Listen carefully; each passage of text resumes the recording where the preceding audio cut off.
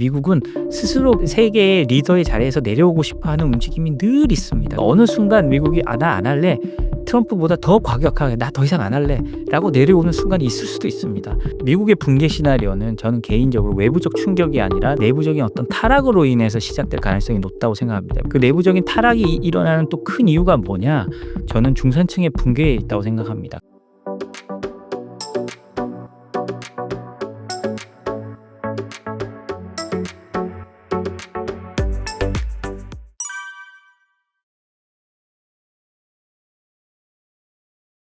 이런 석학들이 하시는 얘기가 제가 반박할 수 있을지는 잘 모르겠습니다. 그렇지만 저는 근거는 있다고 생각하지만 저의 기본적인 생각은 좀 지나친 기우 혹은 지나치다고는 아닌데 좀 기우 정도라고 생각을 합니다.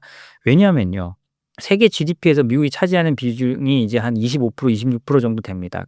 그렇게 따지면 과거에 이제 미국이 했던 것처럼 전 세계를 지배하면서 무역 지서를 만들어 가고 하기가 쉽지 않은 상황인 거는 사실이고요. 그리고 미국의 가장 큰 힘 달러의 중비 통화 비중도 2000년에 한 70%까지 갔다가 지금 이제 한 59% 수준으로 점점 줄어들고 있는 것도 사실입니다. 그리고 가장 중요한 거는 재정 적자, 이제 구조적인 어려움이 있는 거죠. 부채 누적으로 인한 미국이 힘든 게 있습니다. 그렇지만요. 미국은 금방도 말씀드렸듯이 오히려 바꿔 보면요. 세계 GDP의 한 4분의 1을 갖고 있다는 건 여전히 미국만큼 할 수 있는 나라가 전혀 없습니다. 그리고 전 세계 국방 지출의 한 39% 40%를 차지한다고 하는데요. 경제와 국방, 안보에서 미국을 따라갈 수 있는 나라가 아직 없고 가장 중요한 건 동맹입니다. 세계의 패권국들은 동맹이 많았어야 돼요. 홀로 설 수 있는 패권국은 없습니다. 근데 지금 친구 동맹이면 트럼프 대통령이 동맹을 허문다라고 하지만 이건 트럼프 4년에 국한되는 시기라고 생각을 하고요. 어떻게 생각하면 트럼프로 인해 이제 재조정이 돼 가고 있는 시기라고 생각을 하고요. 동맹을 이렇게 갖고 있는 나라도 없습니다. 중국의 동맹이 누가 있을까요? 사실 러시아랑 친하다고 하지만 중국과 러시아는 속으로는 그렇게 좋아하지 않는, 동맹은 아니고 그냥 이익 집단, 이익 관계 정도로 보는 게 맞거든요. 그렇기 때문에 미국 패권의 몰락이 그렇게 드라마틱하게 올 거라고 생각하지 않습니다. 오히려 저는 그 몰락을요 조금 더 바꿔 말한다면 완만한 힘의 재분배 정도라고 생각하는 게 오히려 맞지 않을까라고 생각을 합니다. 물론 드라마틱하게 올 수도 있습니다. 어떤 나라든지 그리고 어떤 패권국이든지 갑자기 망하기도 하잖아요. 그렇기 때문에 우리가 그걸 명확하게 알 수는 없지만 저는 지금의 상황으로 보면 이제 어떤 완만한 힘의 재분배라고 생각하는 게 좀 더 맞다고 생각을 합니다.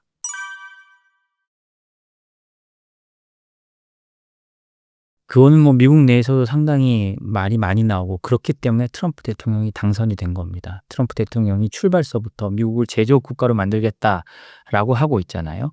그래서 모두가 비웃었죠. 근데 실제로 그렇게 하려고 노력은 중입니다. 그게 어떤 결과를 갖고 올지는 모르지만요.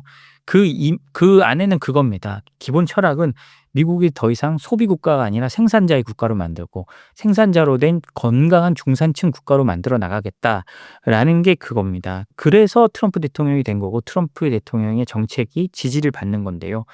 그 말은 미국이 실제로 이렇게 부유해지고 GDP도 어느 정도 유지하고 있지만 위험성이 커지고 있다는 건 에마뉴엘 토드의 말처럼 근거가 있는 겁니다. 그렇기 때문에 미국 사람들이 어떻게 생각하면 좀 '이제는 바꿔야 된다.'라는 차원에서 트럼프를 선택한 거고요. 그리고 인제 이 과정에서 미국이 제조업을 어떻게 일으켜 가느냐가 봐야 될 텐데요. 저는 트럼프 대통령이 1기 때와 지금 좀 다른 면이 있다고 생각합니다. 1기 때는 사실 그렇게 했을 때요 굉장히 좀 허황된 면이 있다고 사람들이 많이 봤고 실제로 그랬습니다. 그래서 사람들이 되게 무시하고 트럼프 대통령의 말을 대안적 사실이라고 해서 조롱하기도 했는데요. 2기 때 전 조금 다른 게, 왜냐하면 AI와 로봇 기술이 확실히 그 사이에도 어마어마하게 달라졌습니다. 특히 AI의 출현으로요.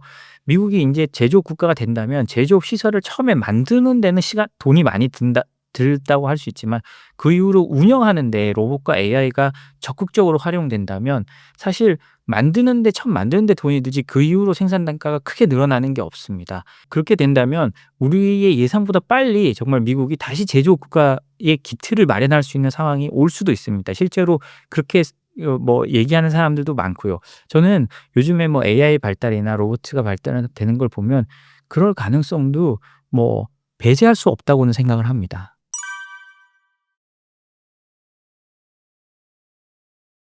미국의 붕괴 시나리오는 저는 개인적으로 외부적 충격이 아니라 내부적인 어떤 타락으로 인해서 시작될 가능성이 높다고 생각합니다. 뭐 펜타닐 뭐 이런 문제에서 보듯이요. 그 내부적인 타락이 일어나는 또 큰 이유가 뭐냐? 저는 중산층의 붕괴에 있다고 생각합니다. 그렇기 때문에 트럼프의 제조 부활 정책이 소구가 있는 거거든요. 그 1970년대만 해도 미국의 중산층은 전체 국민의 한 60% 정도 됐는데요. 2020년대에 넘어오면서 50%에서 왔다 갔다 하고 있습니다. 이게 사실은 미국 사회를 굉장히 어렵게 만들고 그 사람들이 인제 좌절감에 빠지면서 그 펜타닐 같은 약물에도 의존하게 되고 그렇게 되면서 인제 매년 베트남 전쟁의 한 3배 정도 되는 약간 10만 명 되는 사람들이 그 전쟁보다 더 많은 사람들이 펜타닐로 인해서 죽어가고 있는 거잖아요. 이거는 사실 문제가 아닐 수가 없습니다.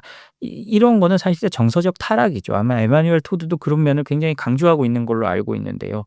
그리고 그러다 보면 사람들이 일하기를 싫어하고 미국의 특장점인 그러니까 도전 정신과 세계를 향해서 나가는 이런 것도 축소될 수밖에 없잖아요. 그런 의미에서 미국이란 제국이 그 외부 충격이 아닌 스스로 제국에서 내려오는 그런 방식을 택할 수 있다고 생각합니다. 그리고요. 근본적으로 미국은요. 스스로 제국에서 내려오고 싶어 하는 마음이 좀 있습니다. 왜냐하면 그 나라의 기틀 자체가 그 자유를 찾아서 온 사람들이 만들었잖아요. 유럽의 이런 일 우리는 신경 쓰고 싶지 않다. 우리끼리 우리 땅에서 새로운 땅에서 잘 먹고 잘 살아보겠다는 사람들이 미국을 만든 거고 우리의 자유, 우리 종교의 자유를 지키면서 살고 싶다라는 게 미국의 출발이잖아요. 그렇기 때문에 미국은 스스로 그 세계의 리더의 자리에서 내려오고 싶어 하는 움직임이 늘 있습니다. 그 고립주의적 움직임이 미국은 미국의 출발부터 있었고 지금까지도 계속되어 있거든요. 그러니까 어느 순간 미국이 '아 나 안 할래. 트럼프보다 더 과격하게 나 더 이상 안 할래.'라고 내려오는 순간이 있을 수도 있습니다. 그렇기 때문에 우리가 인제 미국의 몰락이라고 할 수도 있지만 미국이 어떤 패권국에서 스스로 내려오는 시나리오도 우리가 늘 생각하고 있어야 된다고 생각을 합니다.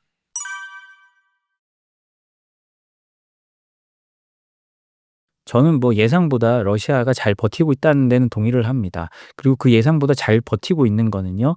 과거 냉전 시절의 유산이 그대로 이어지고 있기 때문이라고 생각을 하고요.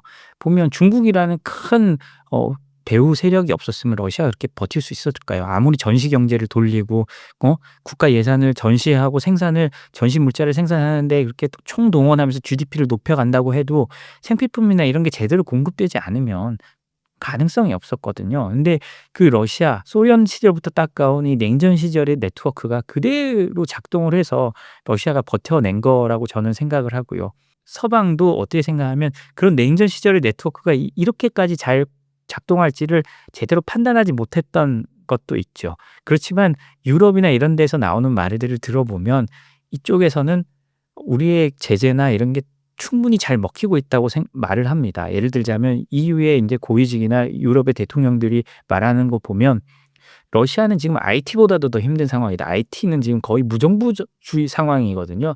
경제가 IT보다도 힘들다. 우리가 쪼금만 더 좋으면 우리가 이길 수 있다."라고 말하는 그 정상들도 있어요. 실제로 그 겉으로 나는 GDP의 숫자가 아니라 국민들이 겪는 고통이나 경제적 그 압박감 예를 들자면 러시아의 지금 이자율이 20%가 넘기 때문에 그 철로 같은 것도 제대로 보수가 안 되고 있다고 해요.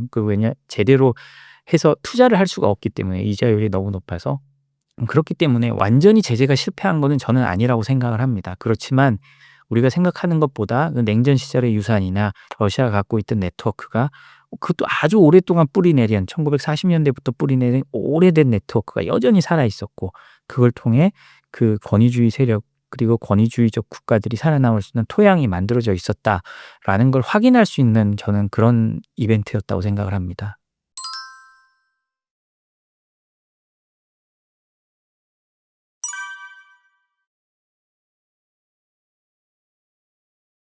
예. 그리고 뭐 사실 기술의 발달이나 이런 게 러시아를 버티게 하는데 굉장히 큰 도움이 된 거죠. 러시아는요.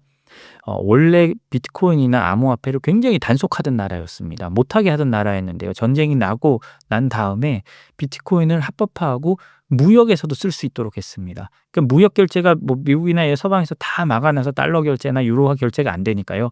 "무역에서 비트코인 써라." 이렇게 된 거예요. 실제로 그렇게 무역을 하고 있고요.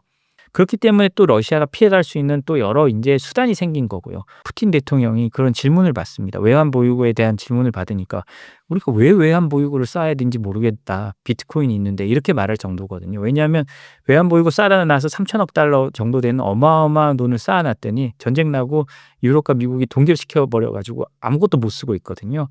그런 걸 보면 어떤 기술의 발달이 러시아의 제재 회피나 독자 생존에 더 좋은 도움이 된 것도 사실입니다. 그리고 러시아는 크림반도 침공 이후에 계속 독자적인 결제 시스템, 비자 마스터가 아니라 독자적인 결제 시스템을 만들어서 주변국들 뭐 CIS 과거 국가들 스탄 국가들하고 해서 만들어서 결제를 하고 있었거든요. 그런 것들도 지금 러시아가 버티는 데 굉장히 큰 도움이 되고 있는 것도 사실이고요.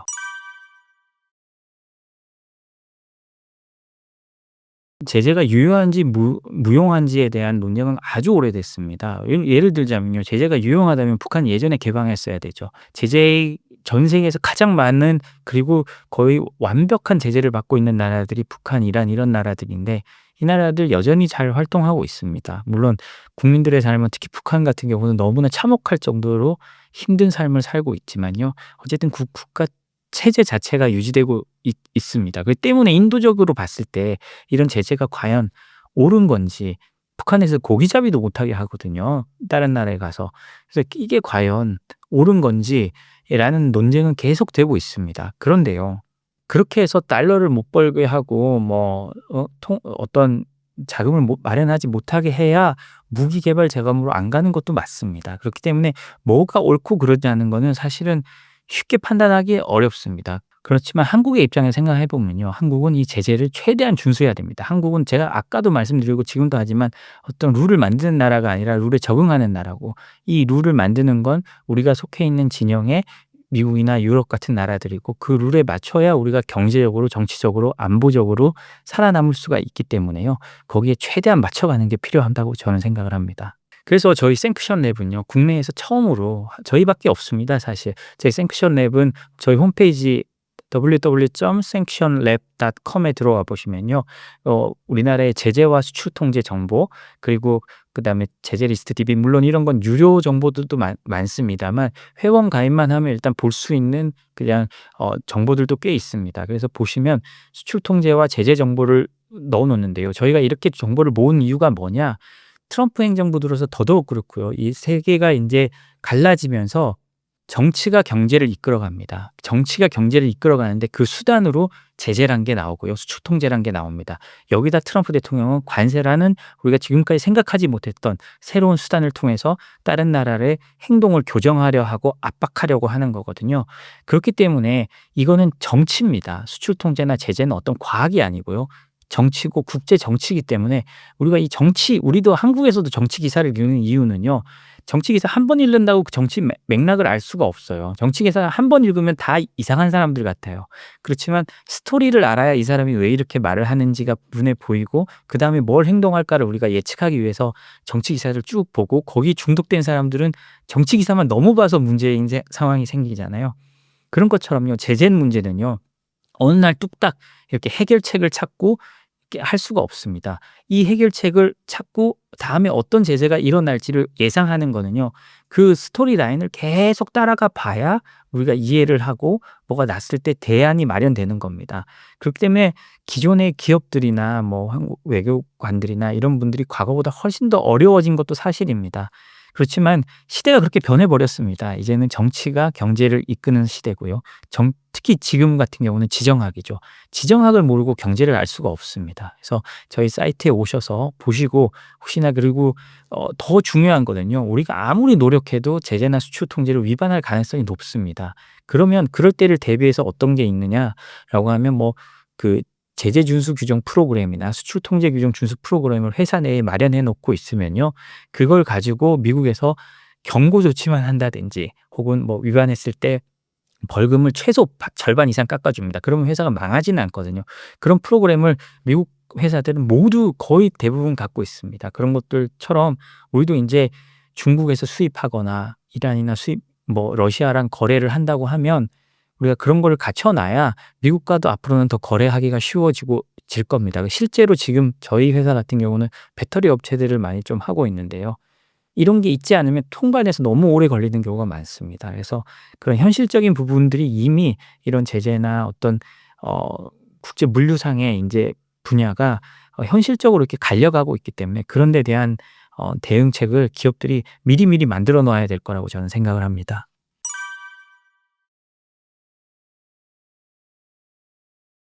저는 지금 이 상황이 미국의 급격한 몰락이라기보다는 미국의 필요와 그다음에 다른 나라의 부상으로 인한 힘이 완만한 재분배가 이루어지고 있다고 생각합니다. 급격한 재분배가 아니라요. 완만한 재분배가 이루어지고 있다고 생각을 합니다. 예를 들자면요. 브릭스 같은 경우에 중국과 러시아 다 들어가 있잖아요. 그러면서 자신들이 미국 달러 패권에 도전해야 된다면서 달러 패권에 도전할 수 있는 자신들만의 무슨 어떤 통화를 만들자, 뭐 거래하는 시스템을 만들자고 했는데 그 말한 게 벌써 십몇 년인데 아직 제대로 첫 발도 떼지 못하고 있거든요. 그만큼 미국의 그 압도적인 힘의 파워는 줄어들고 있지만 그 대항할 세력이 제대로 생겨나지 못하고 있는 겁니다. 그렇기 때문에 저는요. 이 힘의 재분배가 이루어지더라도 급격한 재분배가 아니라 완만한 재분배가 이루어질 수 있다고 보고요. 예를 들자면 힘의 재분배가 일어난다면 가장 필요한 데가 어디냐? 막 그다음에 갈 데는 어디냐? 또 당연히 중국이겠죠. 근데 아까도 말씀드렸듯이 어떤 패권국이 되거나 아니면 패권국에 도전할 수 있는 나라가 되려면 동맹들이 많아야 되는데요. 중국의 동맹이라고 할 수 있는 나라가 거의 없습니다. 1대1로 사업이라고 했지만요. 동맹을 만든 게 아니라 오히려 다른 나라에 빚만 안겨 가지고 거기에 대한 불만들이 많고 중국에 대한 불만은 오히려 더 많아졌다는 평가까지 나오고 있고요. 러시아가 그러면 또 그 역할을 할 수 있느냐? 전혀 그렇지 않습니다. 중국과 러시아가 그럼 함께 할 수 있느냐? 그 둘은요. 그 서로 가스 가격에 대한 대립 때문에 신규 가스관도 제대로 못 놓고 있을 정도로 서로 주파나를 튕기는 친구 사이입니다. 그렇기 때문에 또 그렇게 되기가 쉽지 않고요. 그렇다고 유럽연합 같은 경우는 인제 뭐 경제적으로나 정치적으로 위상이 점점 내려가고 있기 때문에 뭐 미국의 완만한 힘의 재분배는 되고 있지만 오히려 다른 데들은 그냥 고만고만하거나 오히려 좀 내려가고 있는 상황에서 미국의 위상이 급격하게 추락하지는 않을 거라고 봅니다. 그런 인제 세계적인 변화를 머릿속에 염두에 두고 우리가 국제 관계를 좀 봐가는 게 필요하다고 저는 생각을 합니다.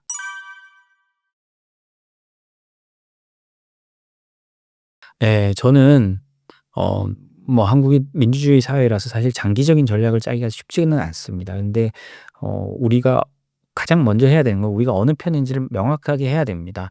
이게 뭐 명확하게 해서 '우리는 미국만 따라요.' 그런 게 아니고요. 우리가 어느 지역에서 정치, 경제, 안보적 이익을 극대화할지를 선정을 해야 된다는 그런 뜻입니다. 그렇게 했을 때 보면 어떻게 생각하면 이거는 뭐 국민의 대부분의 사람들은 어디를 택해야 될지 명확할 것 같아요. 중국보다는 왜냐하면 중국은 우리가 산업적으로 너무 모든 면에 경쟁 상대고요.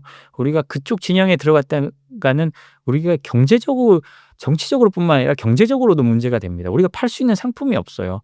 반면 다른 미국 중심의 다른 진영에 가면요. 점점 공급망이 나눠지고 할 텐데 이쪽에 가면 우리는 중국 없는 새로운 경쟁자들이 나타나게 됩니다. 그렇게 되면 한국은 또 다른 인제 경쟁력을 갖출 수 있고요. 우리가 지금 중국 때문에 밀려서 경쟁력이 없던 상품들조차도 좀 새로운 시장을 찾을 수 있는 그런 기회가 열린다고 생각을 합니다. 그렇기 때문에 국익 중심의 판단을 해야 됩니다. 근데 그 국익이 어디에 있는지는 명확하고요. 오히려 외교 안보적으로 생각했을 때 중국이나 어떤 이쪽 진영과 친하게 지낼 수 있는 그런 전략은 필요합니다. 왜냐 우리에게는 북한이라는 안보적 위협이 있고요. 그 북한을 규율할 수 있는 두 나라는 중국하고 러시아이기 때문에 그 부분에 있어서 우리가 또 신경을 쓰면서 중러와 같이 그 교감을 하면서 일을 해야 됩니다. 그러면서 우리가 할 수 있는 최고의 포지션이라고 한다면 그게 참 쉽지는 않습니다만 어느 진영에 있는지 명확하게 하면서요. 다른 진영과 가장 교류할 수 있는 어떤 전초기지 같은 게 되면 가장 좋을 것 같습니다. 예를 들자면 뭐 홍콩이 중국의 게이트웨이 그러니까 중국의 관문이라고 하잖아요. 그걸 통해서 홍콩이 어 뭐 영국이 홍콩을 넘겨준 후에 홍콩이 금융 중심지 역할을 했듯이 우리는 이쪽 진영으로 나가는 중국이나 러시아의 어떤 그 관문 역할을 하면서 우리가 좀 해 나갈 수 있으면요. 양쪽의 의심을 받지 않고 최대한 제도적으로 잘 해 나갈 수 있으면 좋다고 생각합니다. 실제로 2024년에 우리가 미국이랑 FTA도 있고 하기 때문에 중국이 한국에 대한 직접 투자가 뭐 8조가 넘어 가지고 사상 최대치를 기록했다고 하거든요. 다 미국 시장을 바라보고 중국이 우리에게 투자를 한 거니까 인제 그런 식으로 우리가 우리만의 포지션을 잘한다면 어렵지만 어떤 돌파구가 열리고 또 우리는 또 우리 기업들은 중국 없는 새로운 시장에서 또 경쟁을 해볼 수 있는 그런 가능성이 열린다고 생각을 합니다.